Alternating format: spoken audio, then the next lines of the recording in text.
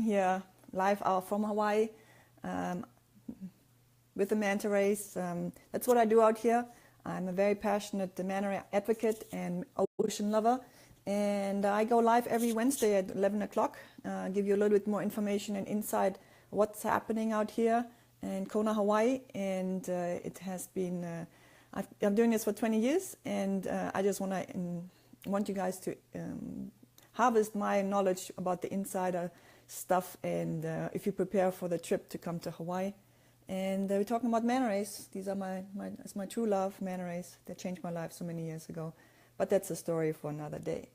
Today I want to tell you guys a little bit more about the prerequisites when you want to join the Manta Experience, and it has to do with snorkeling, diving, or if it's about minimum age. And let's dive right into this.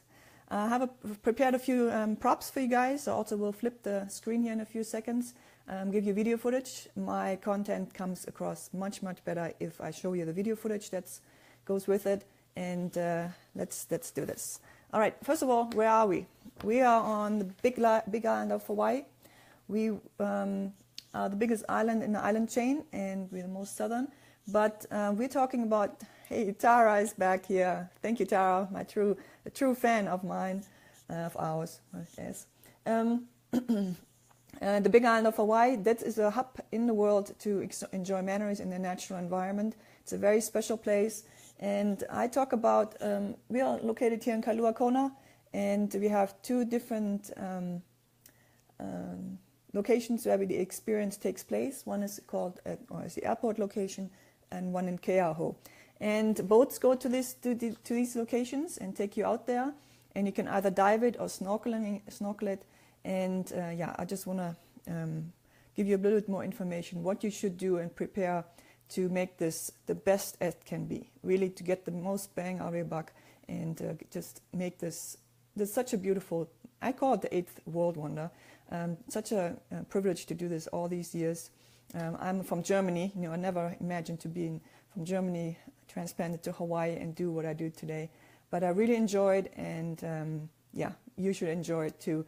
So here we go. Next prop. Here is my ideal experience setup. Not just mine, that's what the industry has done, Ned. Yes, hi Jenny. Did you say scuba experience is required? No, I'm not there yet. If you give me a few more seconds, I want to give you the prerequisite, what you need before you come. But I have a little bit more info on that as well. Anyway, so this is the experience itself, and what it is, it's you see boats here on the surface. This is the night sky. It takes place when the sun is down. Down here you see sand and coral. The experience takes place usually in about 30 feet of depth. That's our normal setup. That's by the airport location for sure. Keaho has less people diving, more snorkelers. And then the idea is that divers sit on the bottom and just enjoy the show from the bottom, and then the snorkelers are on top, and the space in between we call the manta space. And then, yeah.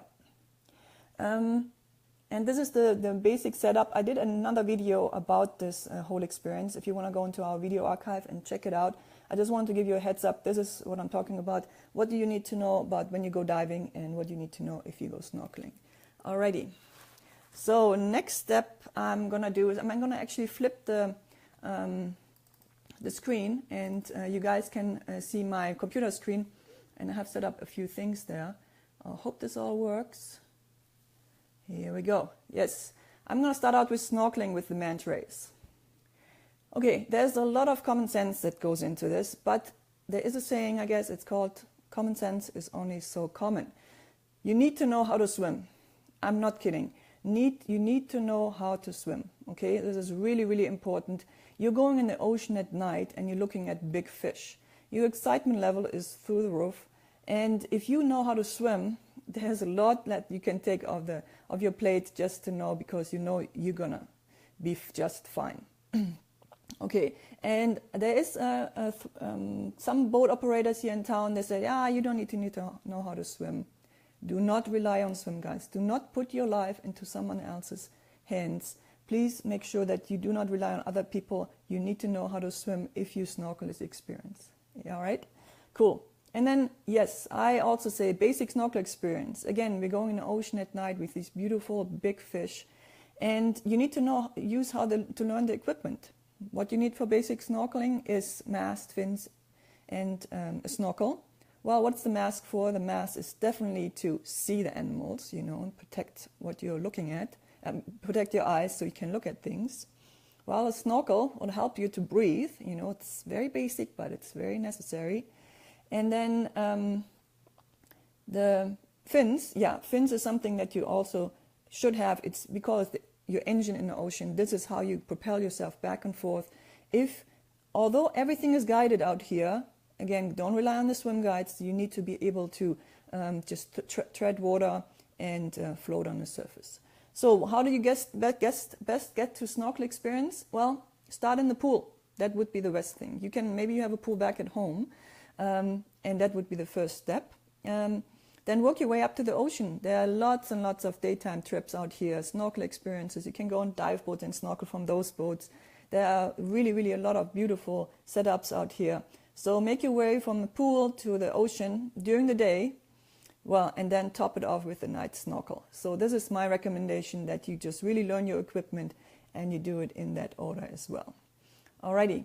Yeah, and I just wanted to sum it up. Use a mask, use a snorkel, use a fin. I have sometimes people saying, I just use these swim goggles and no snorkel. Well, you just constantly have to hold your breath. It doesn't work that well. You want to just look at the manta rays. They're definitely underwater. They're underwater, just to make that point. You want to look down, and with the snorkel you have a constant air supply. Wetsuit, if you go on the boats, I think a wetsuit is a good thing. You're in the water for 45 minutes usually. And there are two things to the wetsuit that keeps you a little warmer. Summertime, we have pretty warm water, but in the winter time it gets cool and we don't move around a lot as a snorkeler. Same as a diver, but wetsuit is a good thing. Plus, the wetsuit gives you through the neoprene flotation. And if you have flotation, that's a much better thing for the whole experience, because the idea is to stay on the surface and just float as easy as possible. So, and flotation device, it could be a noodle, that could be a belt you put around your belly, but these are different things. Every boat operator has a little different concept. I wanted to show you real quick some video footage so you see what the ideal setup is when you snorkel with the manta rays. I have this clip here prepared for you guys. Oops. And then I wanted to go to this part of the video. You see how people are laying flat on the surface? Right here, this lady, for example, has noodle under her legs. They all have fins, they all have snorkels and masks. And the light, they hold onto this device, it's a surfboard. And then the lights attract the food, and then Lefty, this is for example our manta ray Lefty, she just enjoys the plankton that is right in front of the lights. I mean, how good is that, right? I think it's just such a thrill to have these beautiful animals, harmless creatures right in front of you. So this is the ideal setup. Now I do have a clip where you can see what it means when you have no fins on, for example. And that's not so much fun. Check this out. See how people are trying to stay afloat. They're looking down, and you saw how close the manta rays came to the surface. Yeah, you will kick the manta ray, and that is not the idea of this whole experience. It's all passive interaction. Enjoy the animal, be respectful to it, and this just doesn't work not to have any fins on. Alrighty. So back to my slides. This is all about what I want to tell you about snorkeling. Know how to swim. That's this slide. Know how to swim and have basic snorkel experience. Alrighty. Here's my other one. This is for Jenny. Diving. What you need to do is you need to be a certified scuba diver. Now, most people, when they go through their certification course, they go all the way to open water scuba diver. This is pretty basic, but it includes 4 open ocean dives to be certified. There is from PADI, as far as I know, PADI does that. I'm not sure about other agencies. PADI has also the PADI Scuba Diver, which is only 2 dives to get certified. But on a scuba diver, you're pretty limited to depth, and you have to go with a certified, with an instructor at this point, or dive master. So my recommendation is go all the way to the open water scuba diver. You need to have that. Nobody will take you out here if this is not, if you don't bring your certification card to show this. And I read the other day, I thought that was really cool. And when you're home and you have your open water certification card in your hand, take a picture with your phone, back and front, and then you will always have it with you, just in case you forget the actual card to take with you. So usually you don't have to have any night dive experience. Of course, it's a good thing to have more experience. Scuba is all about having more experience. But this is a night dive, and you don't have to, it's not a requirement to have night dive experience. That is pretty easy. How many dives you should have? More, this is for Jenny. How many dives you should have? We have many people that come out of the certification class and do the night dive. But we also have many people that haven't been in the water for 5-10 years. Recreational divers only dive when they go to the tropics. Now these guys, the ones that haven't dove in a while, they should definitely do some kind of a refresher or do a day dive before that. They go on a night dive. That's just called, it's to be prudent. You know, you're trained to be safe and responsible divers, and I think that's just the way to do it. Alrighty, and then if you do some day diving, this also goes into this point here, 3-hour tour or 5-hour tour. The boat operators in town offer the tour just for one tank, or 3-hour tour for just you go in and to do the night dive. The 5-hour tour is if you go a little earlier, like 3 hours earlier, and you do another dive beforehand. We call it a twilight dive, and that usually gives you more the opportunity to get used to your equipment, to the boat and the guides, and you do the dive usually at the same dive site where the night dive takes place, and then you have a chance to just get topography underwater as well. So the 5-hour tour I highly recommend for people who haven't been diving in a while, and on top of that, always get as much dive experience as possible, but it's not a requirement from the boat operators. But this is a requirement to be a certified scuba diver. And boat diving versus shore diving, well, just want to mention, you know, everything on this coastline should be boat diving. It's just so much easier. We are a volcanic island. Volcanic island means the entry points are pretty rocky, volcanic rock, and if you go from shore, you really need to know what you're doing. Don't be fooled that if you say, oh, I'm not just going from the beach. We don't have that many beaches on the island, on this west coast of the island. And if you walk into from the sand, sure, it's easy to get in and out, but it takes a while to get to the reef. It's kind of this trade-off if you go from shore. If you go from a boat, so much more flexibility, and the night dive itself is only taking place from the boats. Anyway, yeah, just here, refresh your skills, don't rely on the dive guides. And yeah, well, we have a saying here in the industry, don't be just a certified diver, be a qualified diver. Alrighty. Want to give you some candies, shots here too, so you see what we really want you guys to experience. This would be this kind of footage. The divers sit on the bottom right here in a row, and we call the Campfire Method, where the divers sit around a big light box. It's kind of hidden behind the guy's head right now. I hope this comes across footage-wise, quality-wise too. And yeah, well, this was a crazy night with many, many manta rays. Of course, it's the ultimate, but I can't give you too much of a promise that you will have 1 or 2 or 10 manta rays, or maybe you get skunked. This is a nature experience. Alrighty, this is of course the ideal, and I want to give you really cool footage here of this guy. He was definitely prepared to do this dive. Again, these guys all sit in a row, and there's going to be a real close-up happening here real soon. And this is just hilarious because Kailua Ray came super, super close, and I'm just going to replay this one more time. We were cracking up underwater so much. If you would hear my audio, you can hear me really laughing loud. Anyway, alrighty, cool. So we got diving and snorkeling done, and now we go to the minimum age. Alrighty, so I've seen over the years a lot of people making the right decision that they take only the 10-year-old and more than 10 years old kids on the boat, but I've also seen it's getting more and more frequent actually that people come and bring children that are younger than 10 years old. So this is our recommendation. This is most boat owners in town say also 10 years old. And I'm not a parent, but I do have an opinion, and it's just me.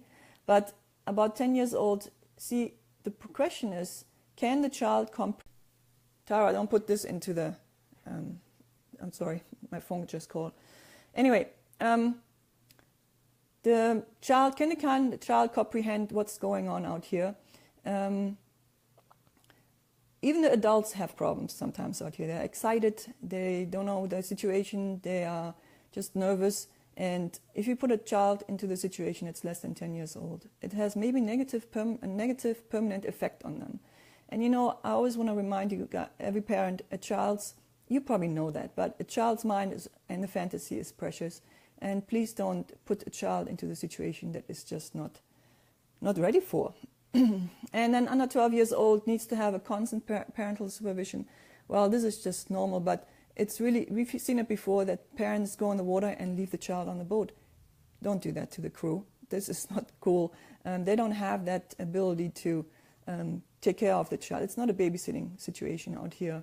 We all have our jobs to do, and yeah. Anyway, so this was just my short spiel about for the children in minimum age, but I do have a footage for you guys. I hope this comes across too.